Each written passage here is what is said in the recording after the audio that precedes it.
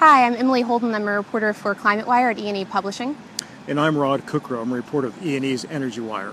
We're standing outside the U.S. Court of Appeals for the D.C. Circuit, where today they are hearing an en banc challenge to the U.S. EPA's Clean Power Plan, the Obama administration's biggest rule to curb greenhouse gas emissions from the power sector.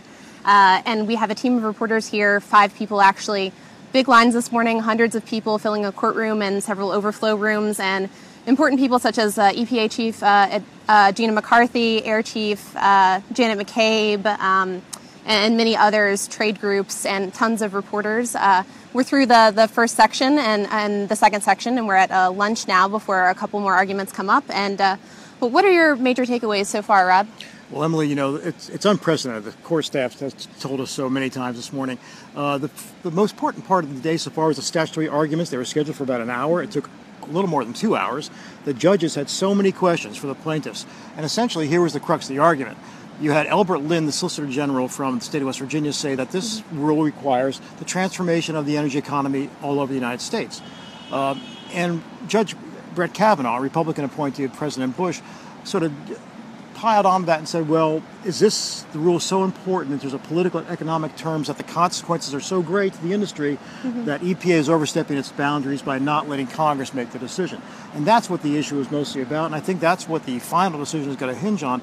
All the rest of the arguments we just heard about whether or not there's differences of a House and Senate amendment, and we're going to hear constitutional issues this afternoon, that's all sort of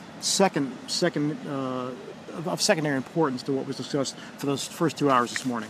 What do you think? Right, that was all very interesting. I think one quote that was really notable for me from Judge Kavanaugh, who was a Republican appointee to the court, was also that while there could be a need to curb climate change, that's a notable goal, that global warming is not a blank check for decisions that can be made by the regulatory body. So. Well, it's funny you should mention Kavanaugh again, because he's seen as an ally of the industry on this issue, I think, naturally. But he did say very clearly he thinks EPA made the right call that global warming is an issue, and it's a laudable rule that they proposed. Just they did it the wrong way.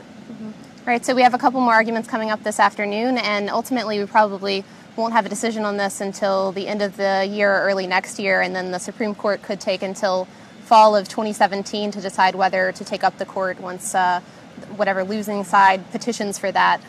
But stay tuned to all of our coverage at E&E. We'll have more stories today and tomorrow morning.